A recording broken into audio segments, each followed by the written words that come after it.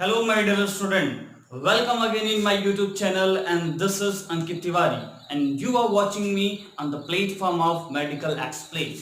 Today, we will discuss about the sixth chapter of the biology class 12, where name is molecular basis of inheritance, and this will be the second lecture. Before it, if you are new on this channel, so please do subscribe and press the bell icon by which you can easily gain the notification of next video. So let's start. चलिए चीजों को समझने की कोशिश करते हैं। तो हम बात एक छोटे से वर्ड से स्टार्ट करेंगे। न्यूक्लियोसोम क्या होता है? तो देखो बच्चों, जो न्यूक्लियोसोम होता है वो दो चीजों से मिलकर बना होता है। एक होता है हिस्टोन ऑक्टामर और एक होता है DNA. Histone octamer positively charge होता है और डीएनए क्या होता है, नेगेटिवली चार्ज होता है। यानी हिस्टोन ऑक्टामर के ऊपर जो है नेगेटिवली चार्ज डीएनए क्या होता है, रैप्ड होता है। अब डीएनए का लेंथ निकालना हमें आना चाहिए, और हिस्टोन ऑक्टामर किस किस तरह के जो है अमीनो एसिड से मिलकर बना हुआ है उसके बारे में हमें समझना चाहिए। तो हिस्टोन ऑक्टामर दो बेसिक अमीनो एसिड लाइसिन और आर्जिनिन से मिलकर बना होता है। इसके अलावा अगर बात को आगे बढ़ाया जाए तो न्यूक्लियोसोम, बहुत सारे न्यूक्लियोसोम मिलकर के क्रोमैटिन धागा बनाते हैं, जो कंडेंस होकर के मेटाफेज स्टेज पे क्रोमोसोम बनाते हैं।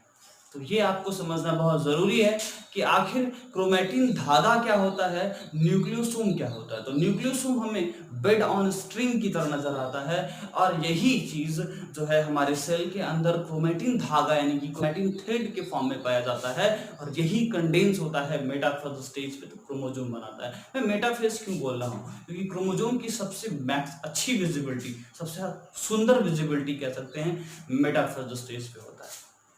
तो चलिए चीजों को सीखने की कोशिश करते हैं। तो पहली चीज तो हमें जानना है डीएनए का लेंथ। मैंने पहले बता रखा है कि हमारे शरीर में डिप्लॉयड अगर सिस्टम है, डिप्लॉयड नंबर ऑफ अगर क्या करते हैं नाइट्रोजन बेस पेयर को लेकर के चलते हैं तो 6.6 इंटू 10⁹ बेस पेयर होते हैं। ओके, अब अगर हमें लेंथ ऑफ डीएनए निकालना है, क्या करना है, लेंथ ऑफ डीएनए निकालना है। तो मैंने बताया था कि एक डीएनए की हेलिक्स की जो लंबाई होती है वो 3.4 नैनोमीटर होता है। लेकिन अगर दो नाइट्रोजनस बेस पेयर के बीच का गैप का कंसिडर करें तो 0.34 नैनोमीटर होता है बच्चों। अगर हम इस 6.6 को इंटू 10⁹ इंटू 0.34 इंटू 10⁻⁹ मीटर को मल्टीप्लाई कर दे तो -9 + 9 को खा जाएगा। 6.6 को 3.34 से मल्टीप्लाई करेंगे तो ये आ जाएगा 2.2 मीटर के आसपास, और इस तरह से बड़ी आसानी से आप डीएनए का लेंथ निकाल देंगे। बात को और आगे बढ़ाते हैं और चीजों को फील करने की कोशिश करते हैं। तो अब आप चीजें समझने की कोशिश करिएगा। जो हमारा डीएनए होता है उसमें कहानी क्या होती है, कहानी ये होता है कि एक होता है हिस्टोन ऑक्टामर और एक होता है डीएनए। अगर बात डीएनए की करें तो डीएनए जो है नेगेटिवली चार्ज होता है, हाइड्रोफिलिक होता है ना, क्या होता है, हाइड्रोफिलिक होता है, और एसिडिक होता है। क्या होता है, एसिडिक होता है। तो हमारा डीएनए नेगेटिवली चार्ज, हाइड्रोफिलिक और क्या होता है, एसिडिक होता है। हमारा डीएनए नेगेटिवली चार्ज, हाइड्रोफिलिक और एसिडिक होता है। बात को और आगे बढ़ाया जाए और हिस्टोन ऑक्टामर की बात करें तो मेरे प्यारे बच्चों, हिस्टोन ऑक्टामर एक बेसिक तरीके की हिस्टोन प्रोटीन से मिलकर बनी होती है। उसमें कुछ बेसिक अमीनो एसिड पाए जाते हैं। प्रोटीन का जो सिंपलेस्ट कंस्टिट्यूएंट होता है वो अमीनो एसिड होता है। उसका जो बेसिक अमीनो एसिड होता है वो लाइसिन और अर्जिनिन होता है, और उसमें वो उसका बिहेवियर बेसिक होता है। हिस्टोन ऑक्टामर कुल 4 तरह के हिस्टोन प्रोटीन से मिलकर बना होता है। एक होता है H1A, एक होता है H2B, ठीक है, सॉरी, एक होता है H2A, H2B, H3 और H4। ये जो है वो पेयर में पाए जाते हैं, यानी H2A यहाँ पाया जाएगा, ठीक है, फिर H2B यहाँ पाया जाएगा, फिर H3 यहाँ पाया जाएगा, और H4 क्या है, यहाँ पाया जाता है। अगर बात को आगे बढ़ाया जाए और चीजों को और फील करने की कोशिश किया जाए तो क्या हमें समझना है कि भाई ये तो पॉजिटिवली चार्ज है और डीएनए क्या है, नेगेटिवली चार्ज है। अब देखिए ऐसे डीएनए इसमें क्या होता है, ऐसे डीएनए रैप्ड होता है। अब इस डीएनए के सिस्टम को लिंक करने के लिए लिंकर हिस्टोन पाया जाता है, जो कि उसका नाम है H1। H1 सिर्फ नाम है, H1 नहीं, सिर्फ H1 नाम है। H1 क्या है, लिंकर हिस्टोन होता है, ठीक है। और बाकी जो लोग होते हैं वो क्या होते हैं, हमारा हिस्टोन ऑक्टामर बनाते हैं। इसमें कुल 8 हो गए, 2 इसके, 2 इसके, 2 इसके, 2 इसके, इसीलिए इसको हिस्टोन ऑक्टामर बोलते हैं। क्या बोलते हैं, हिस्टोन ऑक्टामर बोलते हैं। बात को और आगे बढ़ाया जाए, चीजों को फील किया जाए, इसमें कुल 154 बेस पेयर पाए जाते हैं। 154 बेस पेयर जो है हमारा इसमें पाए जाते हैं। और इसमें जो है H1 में कुल 54 के बाद कितना बच गया, 46, यानी 46 बेस पेयर इसमें पाए जाते हैं। यानी पूरे एक न्यूक्लियोसोम में कितने बेस पेयर पाए जाते हैं, 200 बेस पेयर जो पाए जाते हैं। एक न्यूक्लियोसोम को बनाने में कितने बेस पेयर लग जाते हैं, 200 बेस पेयर लग जाते हैं, है ना। उसमें कहाँ कहाँ डिस्ट्रीब्यूशन होता है, कैसे बेस पेयर का डिस्ट्रीब्यूशन होता है, समझ में आया। 46 बेस पेयर जो है हमारा H1 में पाया जाता है और 154 यानी 154 बेस पेयर जो है वो कहाँ पाया जाता है, हिस्टोन ऑक्टामर के अंदर पाया जाता है। बात को और आगे बढ़ाया जाए और चीजों को समझने की कोशिश किया जाए, तो अगर 200 बेस पेयर बनाने में 200 बेस पेयर से एक न्यूक्लियोसोम बनता है, क्वेश्चन है आपके एनसीईआरटी में कि अगर 200 बेस पेयर से एक न्यूक्लियोसोम बनता है, तो आप बताइए कि ह्यूमन का जो डीएनए है उसमें अगर उसको कंसीडर करें तो उसमें कितने जो है आपका न्यूक्लियोसोम बन सकता है। ह्यूमन का जो डीएनए का लेंथ है या ह्यूमन के अंदर जितने डीएनए हैं उसने उस डीएनए के अंदर जितने बेस पेयर हैं उसके बेसिस पे, उसके आधार पे कितने न्यूक्लियोसोम हो सकते हैं। सिंपल है, हमने कहा 6.6 into 10 to the power 9 base pair, base pair, ठीक है।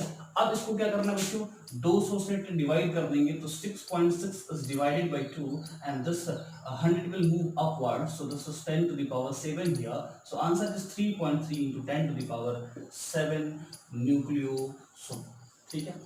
ये आपको याद रखना है, न्यूक्लियोसोम बे डाउन स्ट्रिंग की तरह दिखता है, ये ध्यान रखना है। उसमें दो चीजें होती है, एक डीएनए होता है और एक हिस्टोन ऑक्टामर होता है। हिस्टोन ऑक्टामर 200 तरीके के बेस पेयर से मिलके बना होता है, 200 तरीके की 200 बेस पेयर से मिलके बना होता है। वो पॉजिटिवली चार्ज होता है और उसके चारों तरफ निगेटिवली चार्ज डीएनए रैप्ड होता है। इस तरह से ये न्यूट्रल होता है। समझ में आ गया। बात को आगे बढ़ाते हैं और चीजों को और फील करते हैं। मेरे प्यारे बच्चों, यही न्यूक्लियोसोम क्या होता है, कंडेंस होता है। बहुत सारे न्यूक्लियोसोम मिलकर के क्रोमैटिन थ्रेड बनाते हैं सेल के अंदर, और यही क्रोमैटिन थ्रेड जब सेल डिवीजन होता है तो सेल डिवीजन के दौरान कंडेंस होकर के क्या बनाता है, कंडेंस होकर के क्रोमोसोम बनाता है।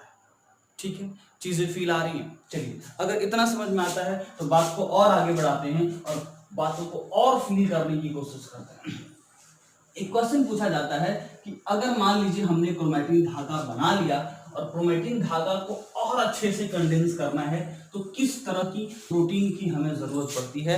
तो अगर मान लीजिए आपकी किताब में लिखा हुआ है कि the packing of chromatin at the higher level require additional set of protein that are collectively refer to as a non histone chromosomal protein, यानी कि अगर जो क्रोमैटिन है उसको और ज्यादा कंडेंस करके क्रोमोसोम बनाने के लिए किस तरह की प्रोटीन की जरूरत पड़ती है, ये पूछा जाता है। यानी कि अगर नॉर्मली हमारे सेल में क्रोमैटिन धागा पाया जाता है और अगर उससे क्रोमोसोम बनाना है तो कोई तो होगा जिसको कंडेंस करके क्रोमोसोम बनाने में हेल्प करता होगा, उसका नाम है नॉन हिस्टोन क्रोमोसोमल प्रोटीन, यानी NHC।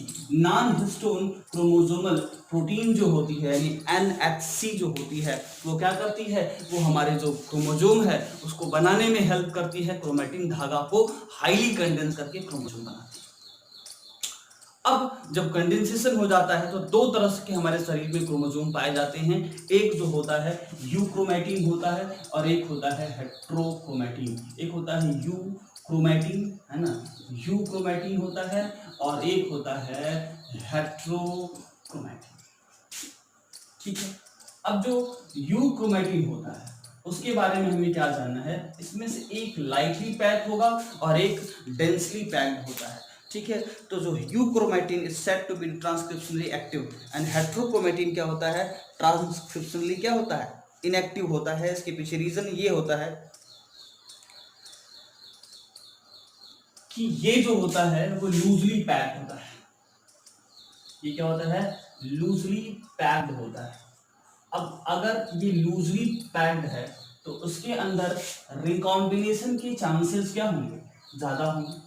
ये क्या होता है, लूजली पैक्ड होता है, इसके अंदर रिकॉम्बिनेशन के चांसेस ज्यादा हो सकते हैं। और जो हेट्रोक्रोमेटिन है वो डेंसली पैक्ड होता है, और जो डेंसली पैक्ड होगा उसमें क्या होगा, रिकॉम्बिनेशन की चांसेस निल होंगे, ठीक है। ये चीज आपको ध्यान में रखकर चलना है। तो euchromatin is said to be transcriptionally active. एक चीज और बात ध्यान में रखना है कि ये वाला क्या होता है, इस ट्रांसक्रिप्शन हो सकता है आसानी से। अब बताया था मैंने ट्रांसक्रिप्शन क्या होता है, डीएनए को आरएनए में बदलने को हम क्या बोलते हैं, डीएनए को आरएनए में बदलने के प्रोसेस को हम लोग ट्रांसक्रिप्शन कहते हैं। डीएनए को आरएनए में बदलने के प्रोसेस को क्या बोलते हैं, ट्रांसक्रिप्शन बोलते हैं। और जो यूक्रोमेटिन होता है वो ट्रांसक्रिप्शनली एक्टिव होता है। ऑब्वियस सी बात है, जो चीज थोड़ा अनस्टेबल होगा वो क्या है, वो एक्टिव हो सकता है, उसका ट्रांसक्रिप्शन कराया जा सकता है ना। और ये क्या है, हाईली पैक्ड है, डेंसली पैक्ड है, तो इसका ट्रांसक्रिप्शन होना थोड़ा आसान है, यानी कि थोड़ा ज्यादा स्टेबल है, ये वाला कम स्टेबल है। तो क्या जाना आपने, यूक्रोमेटिन लूजली पैक्ड होता है इसलिए उसके अंदर ट्रांसक्रिप्शन और रिकॉम्बिनेशन आसान होता है, और हेट्रोक्रोमेटिन टाइटली पैक्ड होता है, यानी नॉन हिस्टोन क्रोमोसोमल प्रोटीन उसमें ज्यादा मात्रा में पाई जा सकती हैं और उसको पैक्ड रखती हैं। पैक्ड रखने से क्या होता है, ये जो हेट्रोक्रोमेटिन है वो क्या होता है, वो ट्रांसक्रिप्शन इनएक्टिव होता है, उतना अच्छा ट्रांसक्रिप्शन नहीं कर पाता है। बातें फील आ रही हैं। अगर इतना आपको समझ में आता है तो बात को और आगे बढ़ाते हैं और चीजों को समझने की कोशिश करते हैं। चलिए बच्चों, अब हम सीखेंगे जेनेटिक मटेरियल के बारे में। तो 1926 तक भले ही फ्रेडरिक माइखर साहब और मेंडल साहब दोनों ने एक ही समय एक्सपेरिमेंट किया, पर या फिर थियोडोर वेबोरी और सटन साहब जो थे, ये लोगों ने एक्सपेरिमेंट किया, पर एक्चुअली में जेनेटिक मटेरियल क्या है उसके बारे में जानकारी नहीं दे पाए। तब क्या हुआ, तब ग्रिफिथ साहब आया और ग्रिफिथ साहब ने अपना ट्रांसफार्मिंग प्रिंसिपल दिया। क्या कहा उन्होंने कहा कि जैसे मान लीजिए कि आपके पास जो है बैक्टीरिया है, स्ट्रेप्टोकोकस निमोनी नाम का बैक्टीरिया पर उन्होंने रिसर्च किया, ठीक है। और स्ट्रेप्टोकोकस निमोनी है ना नाम के बैक्टीरिया पर उन्होंने रिसर्च किया और कहा कि जैसे मान लीजिए दो तरह का कल्चर प्लेट बनाते हैं। एक में उन्होंने देखा कि जिसके ऊपर म्यूकोपॉलीसैकेराइड की लेयर पाई जाती है वो वायरुलेंट था, और एक ऐसा था जिसमें म्यूकोपॉलीसैकेराइड की लेयर नहीं पाई जाती थी, वो नॉन वायरुलेंट था। जब इसको चूहे के अंदर इंट्रोड्यूस किया तो चूहा क्या हुआ, मर गया। और इसके अंदर जब इंट्रोड्यूस किया तो चूहा क्या था, जिंदा था। का अच्छा रुका, एस वाले को हीट किल कर दिया। क्या कर दिया, एस वाले को हीट किल कर दिया। जब एस वाले को हीट किल कर दिया तो क्या देखा कि एस वाला क्या है, एस वाले को हीट कर दिया, हीट किल कर दिया, तो क्या देखा, एस वाला क्या है, बोलिए, एस वाला अब चूहे को नहीं मार रहा है, चूहा जिंदा है, और यहाँ तो चूहा ऑलरेडी जिंदा था। अब क्या किया उन्होंने, अगले स्टेज में एस वाले का हीट किल्ड और आर वाले दोनों को मिला करके चूहे के अंदर जब इंट्रोड्यूस किया तो चूहा फिर मर गया। चूहा फिर मर गया, इसका मतलब क्या है, फिर मर जाने का मतलब ये है कि एस वाला कुछ न कुछ एस वाला अपना जेनेटिक मटेरियल आर वाले को ट्रांसफर किया होगा, यानी यहाँ हो गया ट्रांसफॉर्मेशन। तो यही है ग्रिफिथ का ट्रांसफार्मिंग प्रिंसिपल कि भैया देखो एस कुछ तो है जो कि इसमें से जेनेटिक मटेरियल ट्रांसफर हुआ है और इसीलिए चूहा मर गया है, ये आपको ध्यान रखना है। तो ये था ग्रिफिथ का ट्रांसफार्मिंग प्रिंसिपल। फिर भी उन्होंने जो नहीं बता पाया वो ये नहीं बता पाया कि आखिर जेनेटिक मटेरियल का केमिकल नेचर क्या होता है। तो जेनेटिक मटेरियल का केमिकल नेचर बताने के लिए 3 साइंटिस्ट आए, ओसवाल्ड एवरी, कॉलिन मैकलिऑड और मैकलाइन मैकार्टी। उन्होंने क्या किया, बात को समझने की कोशिश करते हैं। तो वो लोग 3 तरह का जो है केमिकल प्यूरिफाइड किए, प्रोटीएज, डीएनएज और आरएनएज, और उन्होंने फिर क्या किया कि बैक्टीरिया के अंदर इंट्रोड्यूस किया, एस और आर बैक्टीरिया के अंदर इंट्रोड्यूस किया। क्या क्या लिया, प्रोटीएज लिया, डीएनएज लिया, है ना, और आरएनएज लिया और इनके ऊपर एक्सपेरिमेंट किया। ठीक है, तो क्या देखा कि प्रोटीएज को इंट्रोड्यूस करा रहे हैं और चूहे में डाल रहे हैं, तो चूहा क्या है, चूहा क्या होगा बताइए, प्रोटीएज से तो जेनेटिक मटेरियल में कोई फर्क पड़ेगा नहीं। तो अगर एस वाले को ले करके और इंट्रोड्यूस करें तो चूहा दिन मर जाएगा। आरएनएज को लेकर अगर करते हैं तो फिर चूहा मर जाएगा, लेकिन अगर डीएनएज को लेंगे तो चूहा जिंदा रहेगा। इस तरह से पता चल गया जेनेटिक मटेरियल हमारा क्या है, हमारा जेनेटिक मटेरियल डीएनए। बात को और आगे बढ़ाया जाए, चीज़ों को फील किया जाए, तो अब इनकी बातों को जो है साइंटिस्ट मानने के लिए तैयार नहीं होते। तो अगले साइंटिस्ट आए अल्फ्रेड हर्शी और मार्था चेस। हर्शी और चेस ने जो एक्सपेरिमेंट किया उसमें उन्होंने अनइक्वोकल प्रूफ ऑफ जेनेटिक मटेरियल दिया, 100% प्रूफ किया।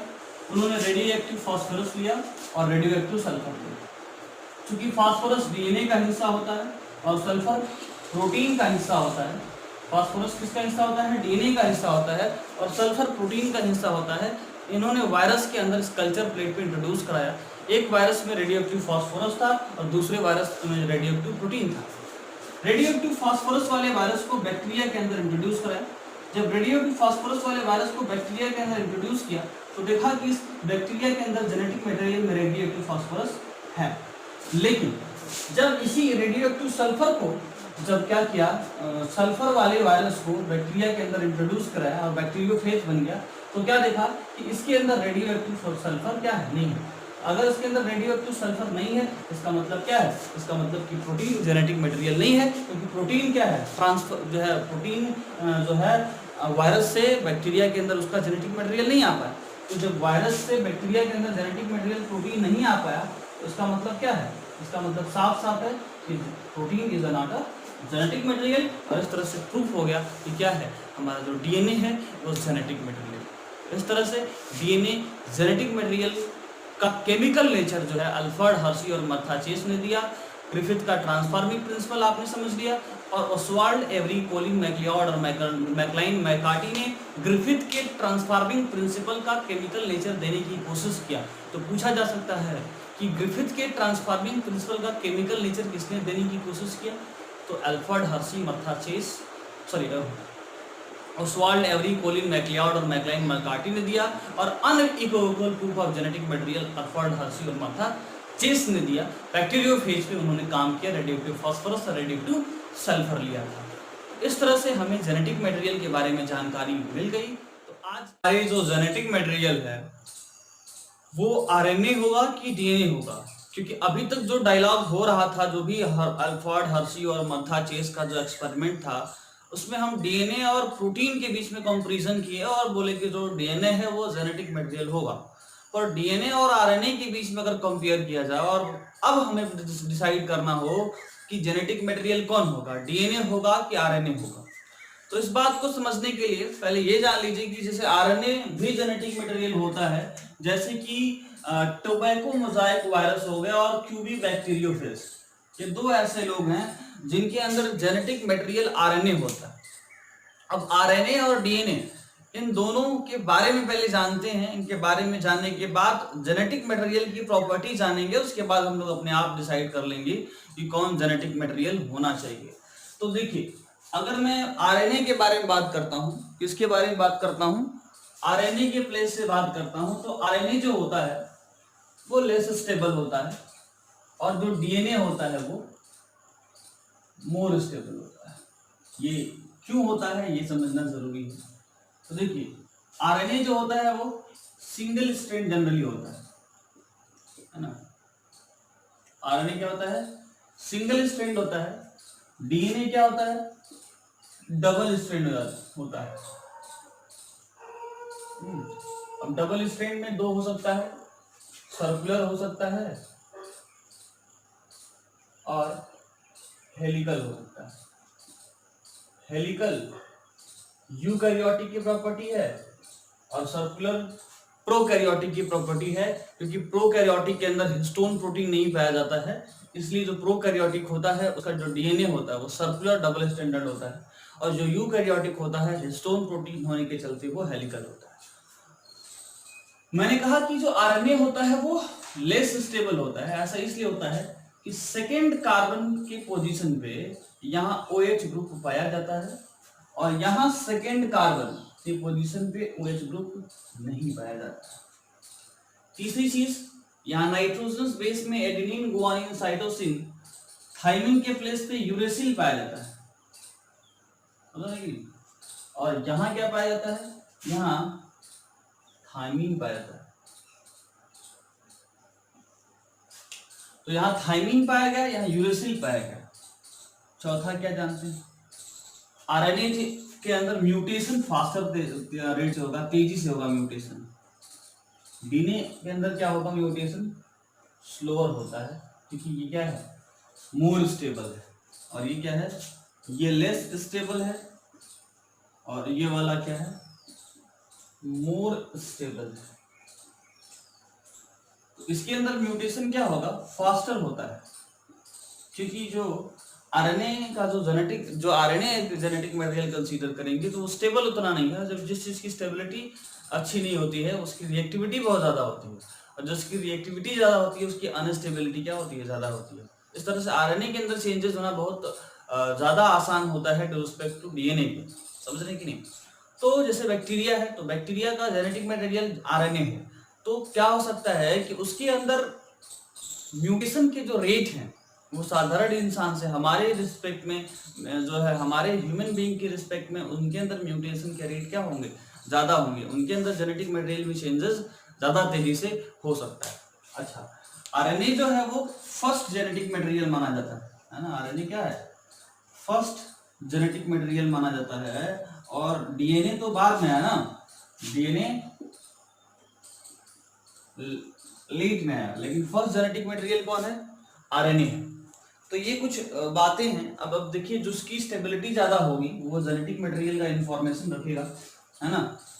यानी कि कहने का मतलब क्या है कि जेनेटिक मटेरियल का इंफॉर्मेशन अच्छे से कौन रखेगा, स्टोर इंफॉर्मेशन,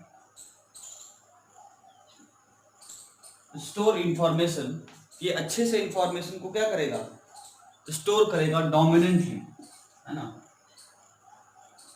ये डोमिनेंटली इंफॉर्मेशन को क्या करेगा, स्टोर करेगा, और ये जो इंफॉर्मेशन को क्या करेगा, डोमिनेंटली स्टोर नहीं करेगा। तो हमने जो थोड़ी थोड़ी बातें आपको समझनी थी फिर से बता दूं कि आरएनए सिंगल स्ट्रैंड होता है, डीएनए डबल स्ट्रैंडेड होता है। आरएनए के सेकंड कार्बन के पोजीशन पे OH ग्रुप पाया जाता है, डीएनए में नहीं पाया जाता है। यहाँ नाइट्रोजनस बेस जो पिरिमिडीन होता है, जो पिरिमिडीन नाइट्रोजनस बेस होता है, उसमें यहाँ यूरेसिल पाया जाता है, और यहाँ थाइमिन पाया जाता है। यहाँ इनका म्यूटेशन का रेट फास्टर होता है, इनकी म्यूटेशन का रेट स्लोअर होता है। ये लेस स्टेबल होते हैं, ये मोर स्टेबल होते हैं। ये फर्स्ट जेनेटिक मटेरियल है और ये बाद में आने वाला जेनेटिक मटेरियल है। ये इंफॉर्मेशन क्या है, इसमें जेनेटिक मटेरियल का इंफॉर्मेशन करना है, स्टोर इंफॉर्मेशन डोमिनेंट है, और इसमें जो इंफॉर्मेशन स्टोर करने की स्थिति है वो क्या है, डोमिनेंट नहीं होता। तो ये तो हो गया क्या, आरएनए और डीएनए में डिफरेंस। अब थोड़ी बात जेनेटिक मटेरियल के बारे में। जेनेटिक मटेरियल के बारे में 4 बातें अगर होंगी तो वो जेनेटिक मटेरियल कहा जाएगा। हम इसी के बीच में लिख देते हैं जेनेटिक मटेरियल के बारे में। पहली बात जो जेनेटिक मटेरियल के बारे में ये है कि उसके अंदर रिप्लिकेशन होना चाहिए, उसके अंदर रिप्लिकेशन बनाने की प्रॉपर्टी होनी चाहिए। रिप्लिकेशन का मतलब समझते हैं ना, अपने जैसा आइडेंटिकल बनाने की प्रॉपर्टी होनी चाहिए। पहला स्टेप तो यही होता है कि कोई भी जेनेटिक मटेरियल के अंदर रिप्लिकेशन की क्षमता होनी चाहिए, यानी अपने जैसा आइडेंटिकल प्रॉपर्टी, आप अपने जैसा आइडेंटिकल कंडीशन शो करने की उसके अंदर प्रॉपर्टी होनी चाहिए। दूसरी क्या है, वो स्ट्रक्चरली मोर स्टेबल होना चाहिए। उसका स्ट्रक्चरल क्या होना चाहिए, स्ट्रक्चरली क्या होना चाहिए, मोर स्टेबल होना चाहिए, ठीक है। तीसरी सबसे महत्वपूर्ण बात जिसके बारे में हमें जानना है वो ये है कि इसके अंदर चेंज जो है वो स्लो होना चाहिए। और चौथी बात है कि उनके अंदर मेंडेलियन इनहेरिटेंस के लॉ को फॉलो करना चाहिए। तो तीसरा क्या बताया हमने कि इसके अंदर जो म्यूटेशन का रेट है वो स्लो होना चाहिए, और चौथी मेंडल के लॉ को फॉलो करना चाहिए। आपको सिंपल सी बात है, 4 बातों को अगर ध्यान से देखें तो चारों बातें डीएनए के अंदर ज्यादा फॉलो होती हुई नजर आ रही हैं और आरएनए के अंदर कम फॉलो होती हुई नजर आ रही हैं। इसलिए हमारा जो जेनेटिक मटेरियल होगा वो डीएनए होगा, आरएनए नहीं होगा। क्लियर है? अब हम सीखेंगे आगे। आगे जो हमें सीखना है वो आरएनए के बारे में जानना है। तो आरएनए जो था वो फर्स्ट जेनेटिक मटेरियल था, ये आपको बता दें, अभी बोला भी मैंने कि RNA is the first genetic material. फिर उसके बाद थोड़ी बहुत जानकारी जो है, एक साइंटिस्ट थे जिनका नाम था वाटसन ऑर्किड, उन्होंने डीएनए के बारे में कुछ बताया। कहा कि डीएनए जो होता है वो double helical, anti parallel, semi conservative और सेमी डिसकंटिन्यूअस होता है। क्या बताया उन्होंने डीएनए के बारे में? उन्होंने कहा डीएनए जो होता है वो डबल हेलिकल, सेमी कंजर्वेटिव, ऐसे डीएनए बताया था। डीएनए कितने तरीके का होता है बताया था, DCBAZ, डीसी बार्स। इसमें नाइट्रोजन बेस की संख्या 10 होती है, सारे राइट हैंडेड होते हैं, जेड वाला लेफ्ट हैंडेड होता है, ये आपको ध्यान रखना है। सारे राइट हैंडेड होते हैं और जेड वाला क्या होता है, लेफ्ट हैंडेड होता है, ये आपको दिमाग में रख के चलना है। तो हमने बताया कि भाई डीएनए जो है वो एंटी पैरेलल होता है, यानी अगर ये 3 to 5 है, इधर क्या होगा, इधर 3 to 5, यानी ऐसे होता है। इसका मतलब क्या है, ये दूसरे से एंटी पैरेलल है। एंटी पैरेलल के अलावा हमने बताया कि ये सेमी कंजर्वेटिव और सेमी डिसकंटिन्यूअस होते हैं। तो डबल हेलिकल तो समझ में आता है, एंटी पैरेलल भी समझ में आया, सेमी कंजर्वेटिव और सेमी डिसकंटिन्यूअस का मतलब क्या है वो हमें समझना जरूरी है। तो चलिए मैं ऐसे एक सिस्टम बनाता हूँ। ये हो गया आपका डीएनए, मान लीजिए, ठीक है, ये डीएनए का हेलिक्स हो गया। मान लीजिए ये है 3 to 5 एंड, ठीक है, ये है 3 to 5 एंड, और ये हो गया आपका 5 से 3 एंड। तो जो डीएनए का रेप्लिकेशन होता है वो हमेशा कहां से कहां, 5 से 3 एंड की तरफ होता है। इसको बोलते हैं लीडिंग स्ट्रैंड, और इसको जो बोलेंगे वो लैगिंग स्ट्रैंड बोलेंगे। तभी 5 होगा ऐसे स्प्लिटेड होकर के जो है इनका आइडेंटिकल कॉपी बन रहा है। इसको टेम्पलेट स्ट्रिंग बोलते हैं, और इनका कॉपी ये बन रहा है। इसीलिए देखिए एक है हमारा, समझिएगा कि इसको सेमी कंजर्वेटिव क्यों कहते हैं। एक हमारा हिस्सा है और उसका जो कह सकते हैं क्या, कॉम्प्लीमेंट्री है ना, उसका कॉम्प्लीमेंट्री जो है वो दूसरा बनेगा, समझ रहे कि नहीं। एक हमारा है और एक दूसरा उसका कॉम्प्लीमेंट्री बन रहा है, तो उसको क्या बोलेंगे, सेमी कंजर्वेटिव। सेमी कंजर्वेटिव मतलब आधा मेरा है और आधा दूसरे का, तो उसको क्या बोलते हैं हम लोग, सेमी कंजर्वेटिव बोलते हैं। इसको बोलते हैं लीडिंग स्ट्रैंड, इसको बोलते हैं लैगिंग स्ट्रैंड, है ना, या फिर इसको बोलते हैं ओकाजाकी फ्रैगमेंट। क्या बोलते हैं, ओकाजाकी फ्रैगमेंट, ठीक है, ओकाजाकी फ्रैगमेंट। क्लियर है? इसके बारे में हम चर्चा करेंगे कैसे डीएनए रेप्लिकेशन होता है अच्छे से। और अभी इतना समझिए कि ये सेमी कंजर्वेटिव कैसे है। तो सेमी कंजर्वेटिव का मतलब क्या है कि एक हिस्सा ये है, इसको टेम्पलेट स्ट्रैंड कहते हैं, और दूसरा उसी के उसका कॉम्प्लीमेंट्री बन रहा है जो एक नया डीएनए बनाएगा, समझ रहे हैं कि नहीं। तो उसको क्या बोलते हैं, सेमी कंजर्वेटिव। पहले एक डीएनए था, ये इसको हटा दिया जाए तो एक डीएनए था, ये जो स्ट्रक्चर बना है इसको रेप्लिकेशन फॉर्क कहते हैं। ये जो दिख रहा है इसको बोलते हैं रेप्लिकेशन, है ना, रेप्लिकेशन फॉर्क कहते हैं। तो ये आप ध्यान रखिएगा, रेप्लिकेशन फॉर्क है ये, ठीक है। और ये जो है इसको लीडिंग स्ट्रैंड बोलते हैं, इसको लैगिंग स्ट्रैंड बोलते हैं। तो सेमी कंजर्वेटिव का मतलब एक बार फिर से समझ लीजिएगा, ये मेन स्ट्रैंड है, टेम्पलेट स्ट्रैंड, यानी कि शुरू वाला जो डीएनए था उसका एक मेन स्ट्रैंड है ये, और उसी के कॉम्प्लीमेंट्री, उसी के जैसा नहीं, उसी की कॉम्प्लीमेंट्री मतलब उसके एंटी पैरेलल कंडीशन क्रिएट करना है ना, उसी का कॉम्प्लीमेंट्री एक बन के तैयार हो रहा है, समझ रहे हैं कि नहीं। तो इसलिए इसको बोलते हैं सेमी कंजर्वेटिव, आधा मेरा और आधा बन रहा है।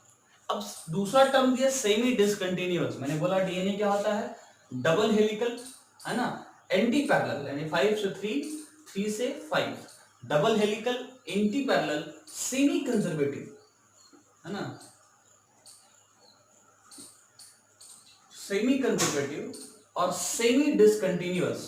सेमी डिसकंटिन्यूअस डिसकंटिन्यूअस का मतलब होता है सेमी डिसकंटिन्यूअस का मतलब सोचते हैं। जैसे ये लीडिंग स्ट्रैंड है तो यहाँ तो कंटिन्यूअस रेप्लिकेशन हो रहा है 5 से 3 डायरेक्शन में। हमेशा जो डीएनए पॉलीमरेज होता है, डीएनए डिपेंडेंट डीएनए पॉलीमरेज होता है, वो 5 से 3 डायरेक्शन में क्या करता है, पॉलीमराइजेशन कराता है। लेकिन इस वाले स्ट्रेन में अगर आप देखेंगे ओकाजाकी फ्रेगमेंट है तो स्प्लिटेड होता है, मतलब लगातार यहाँ डीएनए रेप्लिकेशन नहीं हो रहा, बाद में इनको जोड़ा जाएगा डीएनए गायरेज लेकर के, है ना। तो यहाँ क्या हो रहा है कि यहाँ कंटिन्यूअस है और यहाँ डिसकंटिन्यूअस है, तो क्या बोलेंगे, तो कंटिन्यूअस बोलेंगे डिसकंटिन्यूअस, तो इसे इसको सेमी डिसकंटिन्यूअस बोलते हैं, क्योंकि यहाँ कंटिन्यूअस है और यहाँ डिसकंटिन्यूअस है। तो इसीलिए डीएनए क्या है, सेमी कंजर्वेटिव और क्या है, सेमी डिसकंटिन्यूअस है। इधर डिसकंटिन्यूअस उधर कंटिन्यूअस, क्या बोलेंगे, इसको सेमी डिसकंटिन्यूअस बोलते हैं। अब एक चीज और जान लीजिए, हमने आपको पढ़ाया है कि डीएनए से डीएनए बनाएंगे तो क्या बोलते हैं, डीएनए रिप्लिकेशन कहते हैं, और वहां जो एंजाइम काम करता है उसका नाम है डीएनए पॉलीमरेज, है ना। अब जो डीएनए पॉलीमरेज है आगे चल के बताएंगे, फिर अभी बता दे रहा हूं, 3 तरह का होता है, DNA polymerase first, DNA polymerase second और डीएनए पॉलीमरेज थर्ड। लेकिन ये जो चीज है वो वैलिड किसके अंदर है, इशर्सिया कोलाई के अंदर, है ना।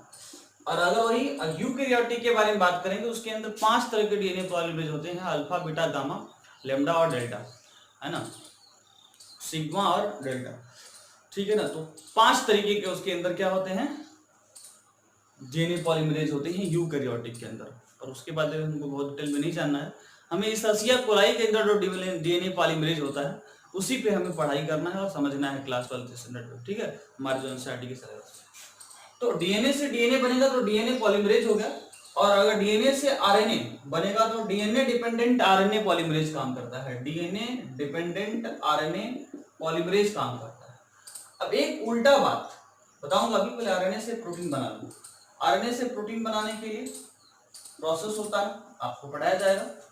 आरएनए पहले बनाने के लिए पहले एचएनआरएनए बनता है, फिर एमआरएनए बनता है, फिर एमआरएनए के बाद उसमें से कन्वर्जन होता है और आरएनए से प्रोटीन की सिंथेसिस होती है। तो एमआरएनए जो है एक सिस्टम होता है, उस पे टीआरएनए जाके जुड़ता है, एमआरएनए जो है टेम्पलेट की तरह काम करता है, ठीक है, टीआरएनए जो है एडाप्टर की तरह काम करता है।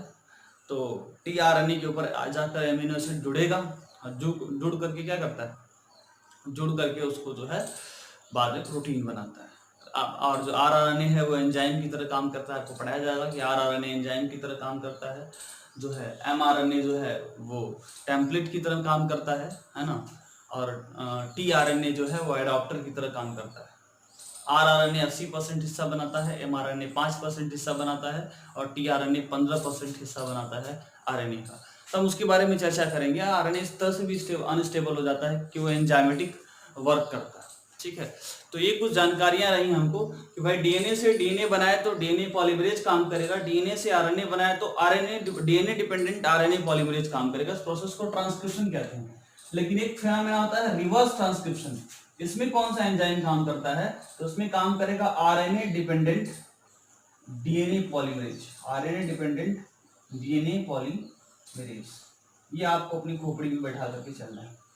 अगर इतनी बात आपको समझ में आ जाएगी तो अब हम सीखेंगे experimental proof of the genetic material, कि भाई हमारा जो जेनेटिक मटेरियल डीएनए है वो एक्सपेरिमेंटली कैसे क्लियर हुआ कि हमारा जो डीएनए है वो जेनेटिक मटेरियल है। इस बात को समझने के लिए इशर्सिया कोलाई नाम के बैक्टीरिया पे 2 साइंटिस्ट मैथ्यू मिचेल्सन एंड फ्रैंकलाइन स्थाल नाम के साइंटिस्ट ने वर्क किया, और काम इस तरह से किया कि पहले स्टेप में नाइट्रोजन का एक आइसोटोप N15 लिया, जिसको लेकर के अमोनियम क्लोराइड बनाया, फिर N14 लिया और अमोनियम क्लोराइड बनाया, और दोनों मीडियम में एक एक करके जो है इशर्सिया कोलाई को रखा। बाद में उनके जेनेटिक मटेरियल को डेंसिटी ग्रेडियंट के तरीके से सीजियम क्लोराइड के अंदर सेंट्रीफ्यूगेशन मेथड से उसको अलग करने की कोशिश किया गया, तो उसमें हैवी स्ट्रेंथ और लाइट स्ट्रेंथ का कुछ रेशियो हमको निकालने को मिला। चलिए बताते हैं। तो experimental proof of genetic material की बात करें तो डीएनए हमारा जेनेटिक मटेरियल है। इस बात को समझने के लिए 2 साइंटिस्ट ने इशर्सिया कोलाई नाम के बैक्टीरिया पे काम किया, उनका नाम था मैथ्यू मिशेल्सन, है ना, और मैथ्यू मिशेल्सन नाम था, एक का नाम था फ्रैंकलाइन स्थाल, है ना, मैथ्यू मिशेल्सन और फ्रैंकलाइन स्थाल, ये दो साइंटिस्ट थे, मैथ्यू मिशेल्सन और फ्रैंकलाइन स्थाल। ये दोनों लोगों ने कैसे काम किया वो थोड़ा समझते हैं। पहले स्टेप में उन्होंने अमोनियम क्लोराइड लिया और अमोनियम क्लोराइड में उन्होंने नाइट्रोजन का आइसोटोप लिया जिसका एटॉमिक मास 14 था और एटॉमिक नंबर 7 था। इसमें क्या किया, इस रसिया कोलाई को ग्रो कराया, ई कोलाई को इसमें ग्रो कराया और फिर अगले स्टेप में इसी रसिया कोलाई को उसमें से निकाल करके N14 वाले अमोनियम क्लोराइड सॉल्यूशन के अंदर डाल दिया और डालने के बाद क्या देखा कि उनके अंदर डिवीजन हुआ और उनके अंदर जब सेल डिवीजन हुआ यानी उनका जब नंबर बढ़ा तो उनके अंदर, चूंकि ये अमोनियम क्लोराइड जो है उसका जो नाइट्रोजन है वो जा करके उसके जेनेटिक मटेरियल के अंदर जो है पहुंच चुका है, जा चुका है। तो अब उस समय हमको अगर कंसीडर करना होता है डीएनए का जो है कौन सा जो है उसका लाइट डीएनए है, कौन सा हैवी है और कौन सा जो है हाइब्रिडाइज है, इसका जो बात समझने के लिए हमको उनके अंदर जो है रिप्रोडक्शन का स्टेप देखना होता है। मान लीजिए सर्चिया कोलाई जो है उसके अंदर 20 मिनट के बाद जो है वो अपने अमाउंट का डबल हो जाता है। अगर उसका 1 है तो उसका नंबर 2 हो जाएगा, 20 मिनट के बाद 2 के बाद 4 हो जाएगा। तो इस तरह से हमको समझना होता है। पहले इस बात को समझिए थोड़ा सा कि मैं कहना क्या चाहता हूँ कि उसका जो जेनेटिक मटेरियल है उसमें N14 भी होगा और N15 भी होगा। अब हमें कैसे पता चलेगा कि उसके जेनेटिक मटेरियल में कौन उसका जो है हाइब्रिडाइज्ड डीएनए है और कौन जो है लाइट डीएनए है। इसका अमाउंट निकालने के लिए कि भाई कौन हाइब्रिडाइज्ड डीएनए है कौन लाइट डीएनए है, इस बात को जानने के लिए उसके अंदर क्या रिप्रोडक्शंस कराया जाता है और अलग अलग समय पे हम उसके बारे में जो है उसका हाइब्रिडाइज्ड डीएनए और लाइट डीएनए का अमाउंट जानने की कोशिश करते हैं। इस चीज को जानने के लिए हम लोग क्या करते हैं, सीजियम क्लोराइड नाम का केमिकल ले लेते हैं और उसको सेंट्रीफ्यूगेशन मेथड से, सेंट्रीफ्यूगेशन मतलब उसको ऐसे ले करके और लगातार घुमाएंगे, घुमाने के बाद क्या होगा, हैवी वाला दूर और लाइट वाला पास वाले सिरे पे डिपॉजिट हो जाता है, यानी कि दो अलग अलग पोजीशन पे डिपॉजिट हो जाएंगे। इस तरह से हमें हाइब्रिडाइज या हैवी वाला डीएनए और लाइट वाला डीएनए मिल जाएगा। इस बात को अगर क्लियर करना हो तो अब हम इस चीज को न्यूमेरिकल से क्लियर करेंगे तो हमें चीजें फील आ जाएंगी। तो ये हमारा एक चार्ट बन के तैयार हो गया है।